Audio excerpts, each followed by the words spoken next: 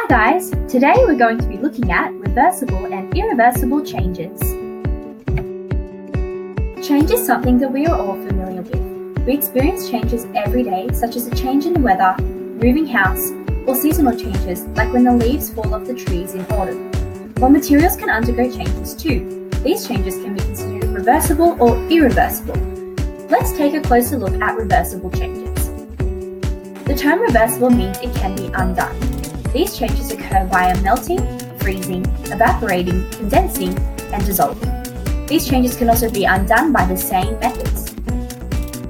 When a material undergoes a reversible change, the way it looks and feels changes. However, no new materials are created.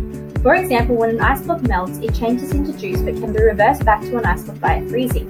Another example is when salt dissolves into water, changing into a salt solution. This can be reversed by evaporating the water. So what about irreversible changes? The term irreversible means that it can't be undone. In other words, it is a permanent change. Examples of how these changes occur include heating, mixing, or burning. When an irreversible change occurs, it can create new materials. For example, once you have fried an egg, you get a cooked egg. You can't, however, uncook the egg. Also, when you burn paper, you get smoke and ash. However, you cannot get your paper back. My friend Goran here likes to make a delicious salad dressing using vinegar, oil, and salt.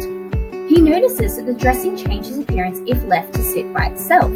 He would like to know why this happens.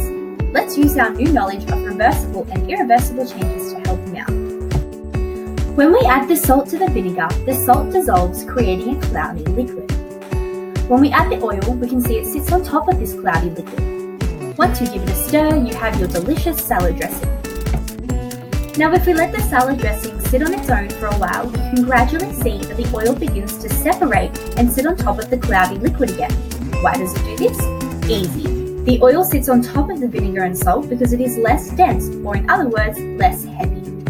Now let's talk about this in terms of reversible and irreversible changes. What we saw happening with the salad dressing is an example of a reversible change. When you stir the ingredients, they all mix together. However, when they are left to sit for a while, they reverse back by separating. But what about the salt and the vinegar? As we already know, the salt dissolves into the vinegar. This is also a reversible change, but you need to evaporate the vinegar using heat to reverse the change and bring the salt back. Thanks heaps for helping with Goran's salad dressing dilemma.